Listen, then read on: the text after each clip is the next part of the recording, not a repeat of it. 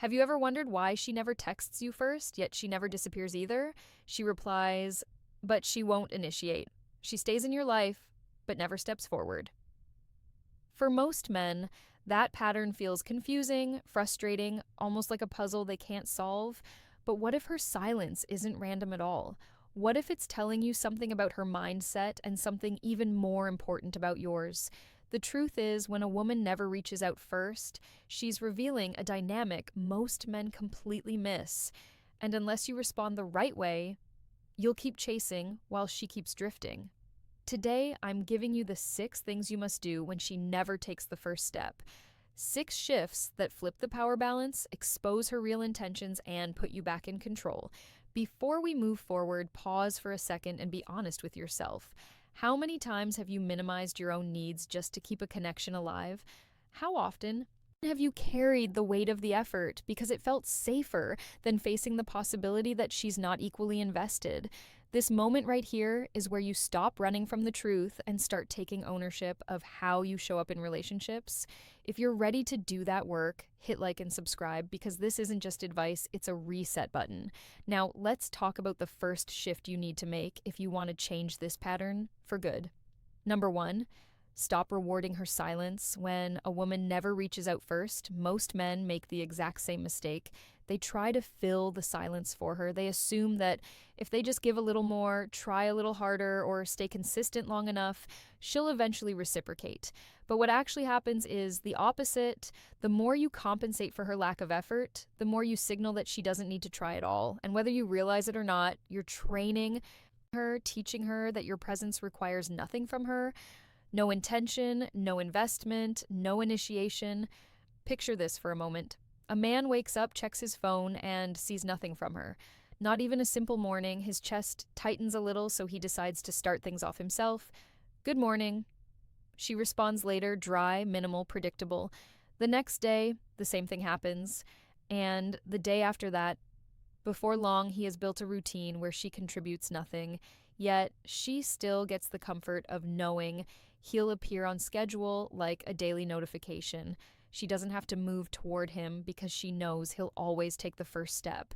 Every time you respond to silence with more effort, you make your attention less rare, less meaningful, and less valuable. Human beings don't appreciate what they don't have to work for. That's not cynicism, it's psychology. When something is always available, it stops feeling special. When something asks for nothing, it earns nothing in return.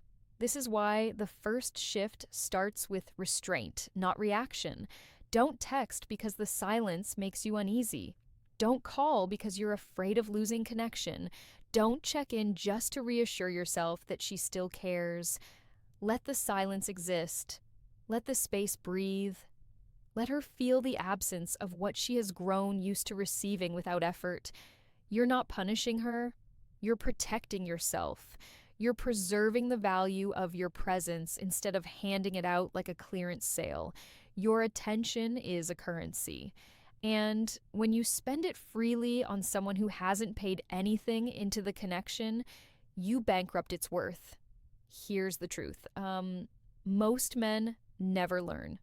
Silence only gains power when you stop trying to fix it. When you stop covering it with texts and calls, it becomes noticeable. It becomes meaningful. It becomes a mirror showing whether she cares enough to step forward or whether she was always content letting you carry everything. Silence only makes noise when you stop covering it with your effort. Number 2, match her energy. Most men don't lose a woman because they're too kind or too genuine.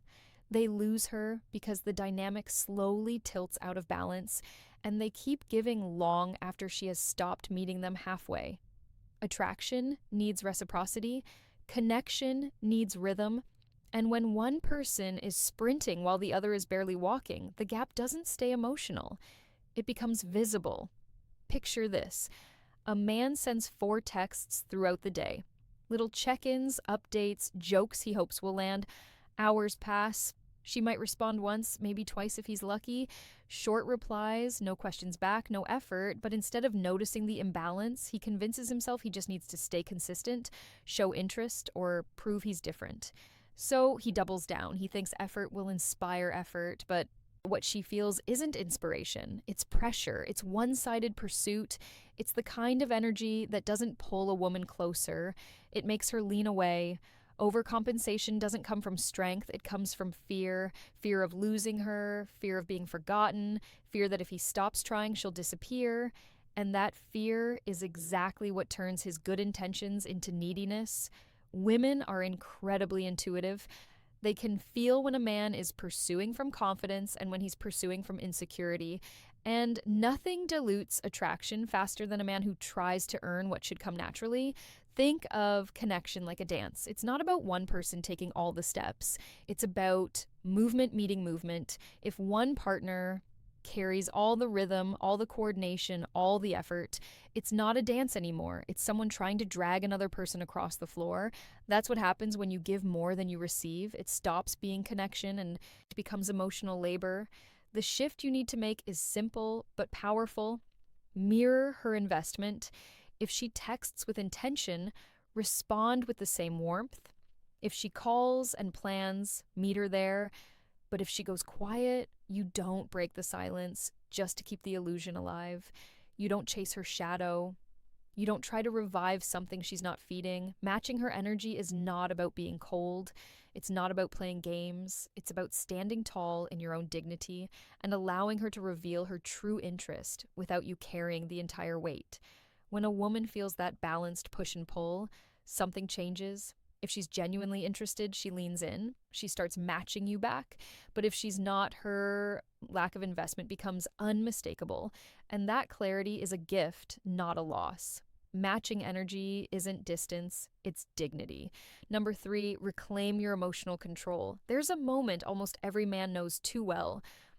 The quiet pause. After you hit send, when you're waiting for her reply, like your whole day hangs on that tiny gray bubble. You check your phone every few minutes. You tell yourself you're not anxious, but your mood says otherwise. If she responds quickly, you feel relieved, even energized. If she takes hours or doesn't reply at all, the tension creeps in. Suddenly, your emotions aren't yours anymore. They're in her hands, tied to her timing, regulated by her attention. This is the trap. When your emotional state rises and falls based on whether she texts back, you've handed her a level of power she never asked for. Power over your peace, your confidence, your sense of stability. And here's what most men don't realize. That shift doesn't stay hidden. Women feel it. They can sense the subtle anxiety in your tone, the slight urgency behind every message, the unspoken hope that she'll validate you with a few typed words. And the moment a woman senses that her approval is the center of your emotional world, something changes. Attraction fades, respect slips. Not because she's cruel, but because dependence never feels like strength. Picture a man sitting at his desk pretending to work. His phone lights up, only a notification from an app, not her. His chest drops a little. He puts the phone down only to pick it up again 2 minutes later. He tells himself he just wants to check something, but really he's checking her. The worst part? He knows he's doing it, and yet he can't stop. He feels controlled by the silence, owned by the uncertainty. But the truth, your truth, is this. Her reply is information, not validation. It tells you how invested she is, not how valuable you are. And the moment you internalize that, everything shifts. Regaining emotional control isn't about pretending you don't care. It's about redirecting your attention back to yourself, your work, your body, your goals, your friendships, your life. It's about refusing to let a notification dictate your mood. It's about remembering that your time and energy have weight and your emotions deserve to be in your hands, not someone else's. When you stop obsessing over her replies, something subtle but powerful happens. You stand taller, you move slower, your mind feels clearer. And ironically, that's when women start to lean in because you're no longer the man pacing around his phone. You're the man grounded in himself, unshaken by silence, unattached to outcome. Control your emotions, or they will control how she sees you. Number 4, let absence do the work. Most men believe they lose a woman by pulling back. The truth is, they often lose her because they never do. When you're always available, always texting, always checking in, always standing by like an emotional emergency exit, she never gets the chance to actually feel your presence. And if she can't feel your presence, she'll never feel your absence. Without absence, there is no contrast. Without contrast, there is no value. Think about your favorite food. If you had it every single day, no matter how much you loved it at first, something would shift. It wouldn't hit the same, it wouldn't feel special, not because the food changed, but because the frequency did. Too much presence kills appreciation, and the same principle applies to attention, effort, and emotional availability. Overexposure dulls desire. Now imagine a man who showers a woman with constant messages, constant updates, constant reassurance. He thinks he's nurturing the connection, he thinks he's building closeness. But what he's really doing is flooding the space, leaving her no room to reach back, no room to wonder, no room to feel anything except mild overwhelm or quiet indifference. She doesn't have time to miss him. She doesn't have space to crave him. He's there before she ever has the chance to notice he was gone. Absence works because it creates clarity. When you stop over-delivering, her real level of interest rises to the surface. If she values you, she'll move toward you. She'll check in. She'll initiate. She'll step forward into the space you've opened. But if she doesn't, her silence will grow. Not because you caused it, but because you finally stopped covering it. Letting absence do the work is not a strategy to manipulate her. It's a strategy to free yourself. You're not threatening her with withdrawal. You're simply returning to a healthy baseline, one where your energy isn't poured into someone who isn't pouring anything back. You're stepping out of the role of the one who always tries and into the role of the man who pays attention to effort. And here's the part most men never see coming. When you stop flooding her with attention, she starts to feel the shifts inside herself. She notices the missing good morning text. She wonders why you're not available like before. She feels the difference, not because you punished her, but because you stopped cushioning her lack of investment. Absence doesn't push the right woman away. It reveals her. It shows you whether she cares to meet you in the middle or whether she was only comfortable with you doing all the work. She can't miss what never leaves. Give her something to miss. Number 5, test her interest. There's a particular kind of confusion that traps a lot of men.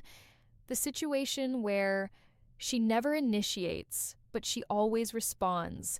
Not enthusiastically, not with effort, but enough to keep you guessing, enough to keep you hoping.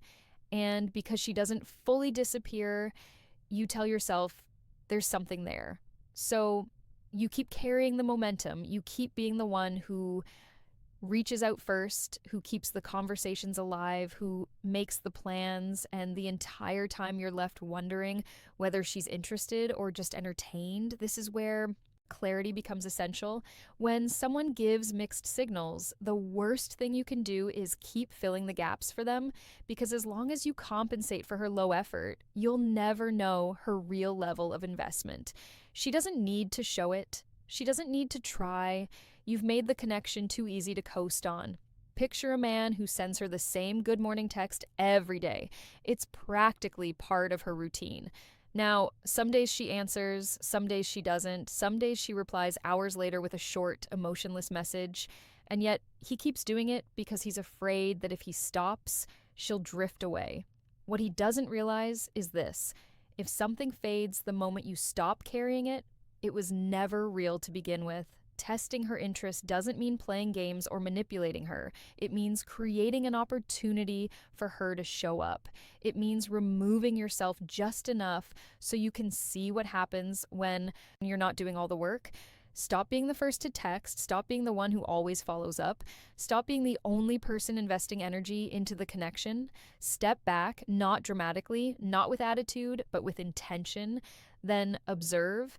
Does she close the distance? Does she notice the shift? Does she reach out, check on you, ask to see you?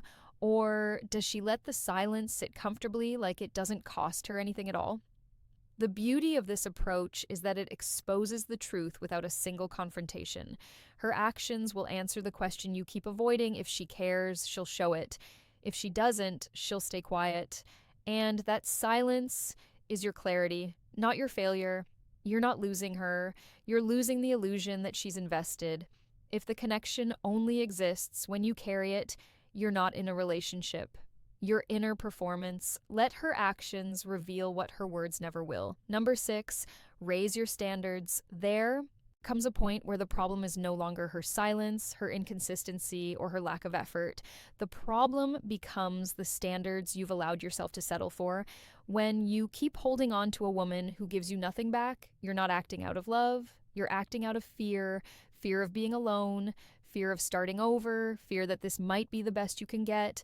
And those fears quietly convince you to accept crumbs and call them a connection. Picture a man who keeps a woman in his life even though her investment is zero. She doesn't initiate, she doesn't plan, she doesn't show excitement, but she responds just enough to keep him around. He tells himself, maybe she just needs time, or maybe she's not good at texting, or maybe she's dealing with something. He builds explanations to protect his hope instead of protecting his self-respect. And because he's afraid of losing her, he never asks what he's losing by keeping her. Here's the truth most men avoid. A man without standards becomes a man without options. When you tolerate neglect, you train yourself to believe that this is all you deserve. You shrink your world to fit her indifference. And the longer you stay in that dynamic, the more you convince yourself that her bare minimum is a privilege rather than an insult.